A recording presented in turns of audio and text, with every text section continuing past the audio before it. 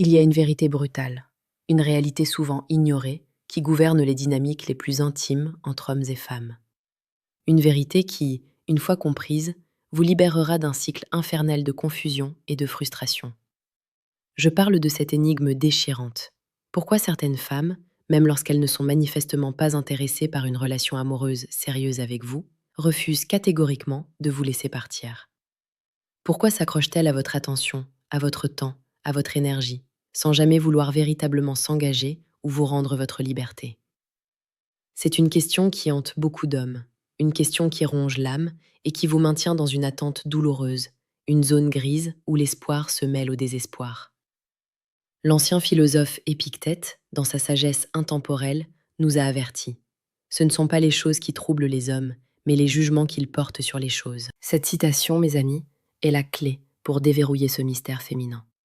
Car ce n'est pas tant le comportement de la femme qui vous trouble, mais votre interprétation de ce comportement, votre espoir mal placé, votre incapacité à voir au-delà des apparences et à reconnaître les véritables motivations qui se cachent derrière ces actions. Aujourd'hui, nous allons plonger dans les profondeurs de cette psychologie complexe, explorer les raisons fondamentales qui poussent certaines femmes à maintenir une emprise sur vous, même en l'absence de désir romantique. Préparez-vous, car ce que vous êtes sur le point d'entendre pourrait bien changer à jamais votre perception des relations. La première raison, la plus évidente et la plus crue, est une question de confort et de validation émotionnelle. Imaginez un instant. Vous êtes là, constamment disponible. Vous lui envoyez des messages, vous l'écoutez, vous la faites rire, vous la complimentez. Vous êtes un puits inépuisable d'attention, d'affection et de soutien. Pour elle, vous êtes un coussin émotionnel, un miroir qui renvoie une image flatteuse d'elle-même. Elle sait qu'elle peut compter sur vous pour un ego boost, une épaule sur laquelle pleurer, ou simplement pour combler un vide lorsqu'elle s'ennuie ou se sent seule. Vous êtes son plan de secours émotionnel, une source fiable de bien-être sans les contraintes ni les attentes d'une relation. Elle ne vous voit pas comme un partenaire potentiel, mais comme un accessoire précieux, un outil indispensable à son équilibre émotionnel. Pensez à cette situation classique. Elle est célibataire ou en couple, mais insatisfaite. Elle traverse une période de doute ou de solitude. Qui est le premier à qui elle pense pour un message réconfortant, un café ou une conversation tardive? Souvent, c'est vous, l'homme gentil, le bon ami qui est toujours là. Vous lui donnez l'impression d'être désirée, d'être importante, sans qu'elle ait à investir émotionnellement en retour. C'est un échange déséquilibré, où elle reçoit tout et ne donne rien. Elle se nourrit de votre affection, de votre dévotion, et le fait que vous soyez constamment à sa disposition renforce son sentiment de valeur. C'est une forme de dépendance émotionnelle, mais une dépendance unilatérale, où c'est vous qui êtes le pourvoyeur et elle, la bénéficiaire exclusive. Elle ne veut pas vous laisser partir parce que cela signifierait perdre ce filet de sécurité émotionnelle, cette source constante de gratification. La deuxième raison est directement liée à la peur de la solitude et à une certaine insécurité sous-jacente. Même la femme la plus confiante peut avoir peur de se retrouver seule, surtout dans une société qui valorise tant les relations. Avoir un homme en attente, même s'il n'est pas son choix principal, est une sorte d'assurance contre la solitude. C'est une carte qu'elle garde dans sa manche, une option de secours. Si toutes ces autres options échouent, si elle se sent particulièrement seule un soir, elle sait qu'elle peut se tourner vers vous. Vous êtes un filet de sécurité, une bouée de sauvetage dans l'océan parfois impitoyable de la vie moderne. Elle ne vous aime peut-être pas romantiquement, mais elle aime l'idée d'avoir quelqu'un qui l'aime, quelqu'un qui est prêt à lui accorder son temps et son attention. Observons un scénario fréquent. Elle vient de rompre avec quelqu'un ou traverse une période difficile. Soudain, elle se rapproche de vous. Elle vous invite plus souvent, vous appelle, vous envoie des messages. Vous y voyez un signe d'intérêt croissant. Mais en réalité, elle comble un vide. Elle cherche à atténuer la douleur de la perte, à masquer sa propre insécurité. Une fois que son ex revient, ou qu'elle rencontre quelqu'un de nouveau, son intérêt pour vous s'évanouit, comme par enchantement. Elle vous relègue de nouveau au statut de plan B, ou même de plan C. Pourtant, elle ne vous coupera pas complètement les ponts. Pourquoi? Parce que qui sait ce que l'avenir lui réserve? Elle préfère vous garder sous le coude, juste au cas où. C'est une stratégie de survie émotionnelle, une manière de minimiser les risques et de maximiser ses options. Une autre motivation puissante réside dans le désir de pouvoir et de contrôle. Soyons honnêtes, La séduction est souvent un jeu de pouvoir, et pour certaines femmes, maintenir un homme sous son charme, même sans intention sérieuse, est une affirmation de leur attractivité et de leur influence.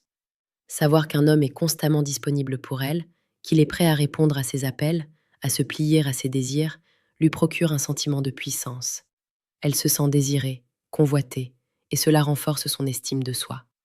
C'est une validation externe qui nourrit son ego, un rappel constant de son pouvoir de séduction. Elle ne vous utilise pas forcément de manière malveillante, mais elle apprécie et tire parti de l'effet qu'elle a sur vous. C'est une forme de validation indirecte, un trophée invisible qu'elle exhibe à elle-même. Prenons l'exemple de ces messages ambigus. Elle vous envoie un message tard le soir, un simple «Salut, tu fais quoi?» ou une photo d'elle-même, sans véritable objectif. Vous, vous y lisez un signe d'intérêt, une invitation à flirter. Elle teste simplement votre réactivité, votre disponibilité. Elle veut s'assurer que vous êtes toujours là, toujours à sa disposition, émotionnellement. Si vous répondez immédiatement, si vous montrez de l'enthousiasme, elle a sa validation. Elle sait qu'elle tient toujours les rênes. Si vous ne répondez pas, elle pourrait insister, juste pour voir si elle peut encore vous ramener.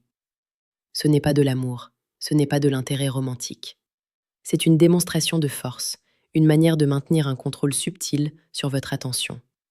Et si vous trouvez cela frustrant, c'est que vous n'avez pas encore intégré les principes de la psychologie stoïque. C'est le moment de se pencher sur un aspect plus profond. Si vous trouvez que ces analyses résonnent en vous, que vous en avez assez de ces situations ambiguës, alors je vous invite à découvrir la chaîne Psychologie stoïque. Chaque jour, nous vous y apportons des clés pour comprendre ces dynamiques humaines et pour vous forger une force intérieure inébranlable, que ce soit en séduction ou dans la vie en général. Abonnez-vous pour ne rien manquer de nos prochaines vidéos qui vous éclaireront sur les mystères de l'âme humaine. La quatrième raison, souvent sous-estimée, est la peur de blesser ou le désir d'éviter la confrontation. Certaines femmes, par nature, sont empathiques et n'aiment pas causer de la peine. Elles savent que si elles vous repoussent brutalement, vous serez blessé. Et elles n'ont pas envie d'être la personne qui vous cause cette douleur. Il est plus facile de laisser la situation en suspens, de maintenir une amitié ambiguë, que d'affronter la difficulté d'une rupture claire et nette. Elles préfèrent vous garder à distance, mais sans fermer complètement la porte, par gentillesse mal placée ou par manque de courage. Pensez à cette femme qui vous dit « Je t'aime bien, mais… » ou « Je ne suis pas prête pour une relation en ce moment ». Ces phrases, souvent, ne sont pas une invitation à attendre, mais une manière douce de vous repousser sans vous blesser directement. Elle ne veut pas être la méchante. Elle vous donne juste assez d'espoir pour que vous restiez, mais pas assez pour que vous vous engagiez pleinement. Elle vous fait traîner dans l'antichambre de sa vie, sans jamais vous laisser entrer dans le salon. C'est une forme de lâcheté émotionnelle, une incapacité à assumer pleinement ses choix et à gérer les conséquences émotionnelles de ses décisions. Et cette incapacité se retourne contre vous, vous maintenant dans un état de limbo permanent. Il est crucial de comprendre que ces comportements ne sont pas toujours le fruit d'une intention malveillante. Parfois, la femme elle-même n'est pas pleinement consciente de l'impact de ses actions sur vous. Elle peut être déconnectée de ses propres émotions ou simplement profiter de la situation sans y réfléchir aux conséquences. Mais que ce soit conscient ou inconscient, l'effet sur vous reste le même. Vous êtes retenu captif dans une relation sans avenir, une relation qui vous prive de la possibilité de trouver quelqu'un qui vous aimera en retour, vraiment et pleinement. Vous devez vous poser cette question fondamentale. Que vaut votre temps, votre énergie, votre cœur? Sont-ils à la disposition de quelqu'un qui ne vous offre qu'une attention fragmentée, une validation temporaire et jamais un engagement sincère? La philosophie stoïcienne nous enseigne à nous concentrer sur ce que nous pouvons contrôler. Vous ne pouvez pas contrôler les émotions ou les intentions d'une femme, mais vous pouvez contrôler la vôtre.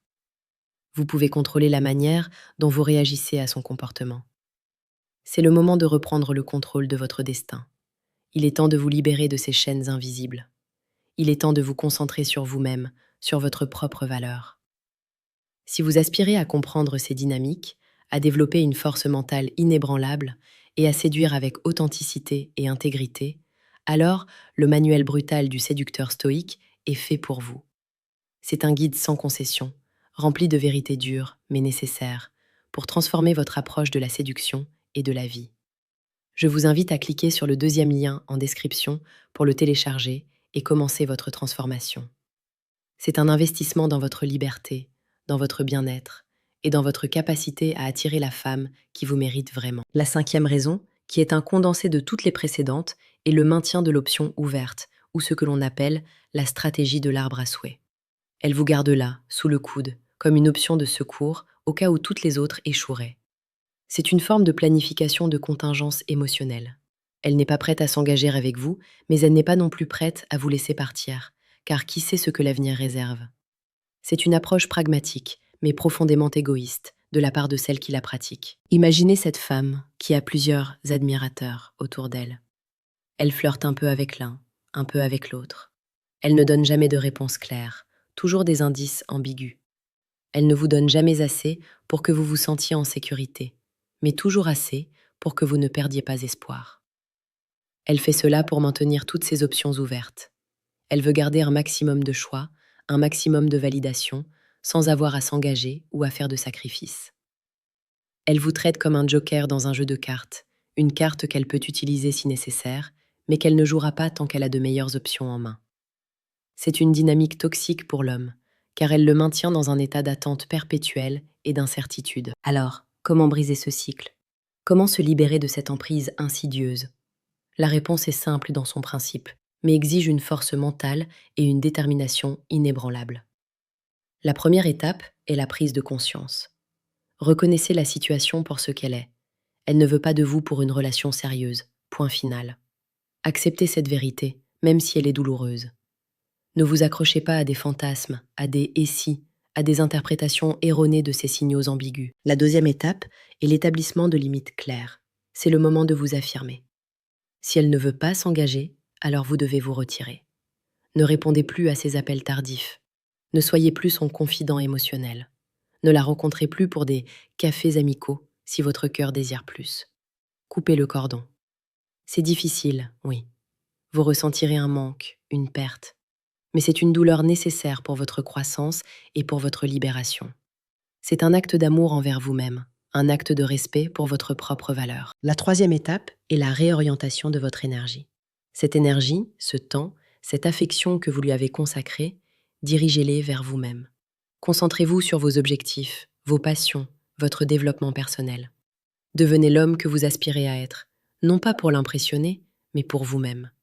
C'est en devenant la meilleure version de vous-même que vous attirerez naturellement les bonnes personnes dans votre vie, celles qui reconnaîtront votre valeur et qui voudront s'engager pleinement avec vous. L'ancien philosophe romain Sénèque nous disait « Le destin conduit celui qui consent et traîne celui qui refuse ». Ne soyez pas celui qui se fait traîner par le destin. Prenez les rênes de votre vie. C'est une question de dignité, de respect de soi. Vous méritez un amour authentique, une relation équilibrée, où l'échange est mutuel et sincère. Ne vous contentez pas des miettes d'attention, des restes émotionnels. Votre cœur, votre temps, votre affection sont précieux. En fin de compte, la leçon la plus importante est celle de la libération. La libération de l'attente, de l'espoir vain. La libération de la dépendance émotionnelle à l'égard de quelqu'un qui ne vous voit pas comme un partenaire. C'est en vous libérant que vous ouvrez la porte à de nouvelles opportunités, à de nouvelles rencontres, à un amour véritable et réciproque. Ne laissez plus personne dicter votre bonheur ou votre estime de soi. Vous avez le pouvoir de choisir qui a accès à votre cœur et à votre énergie. Choisissez avec sagesse, avec discernement et surtout avec amour pour vous-même. Ne soyez pas un plan B, ni une option de secours. Soyez le plan A de votre propre vie, et la femme qui vous est destinée verra cette force, cette autonomie, et sera irrésistiblement attirée par elle.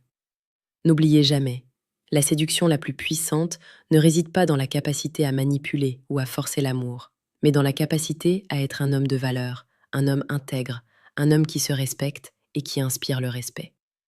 C'est cette force intérieure que nous cultivons chaque jour sur la chaîne Psychologie Stoïque. Alors, n'attendez plus. Rejoignez notre communauté, abonnez-vous et commencez dès aujourd'hui à sculpter l'homme que vous êtes destiné à devenir.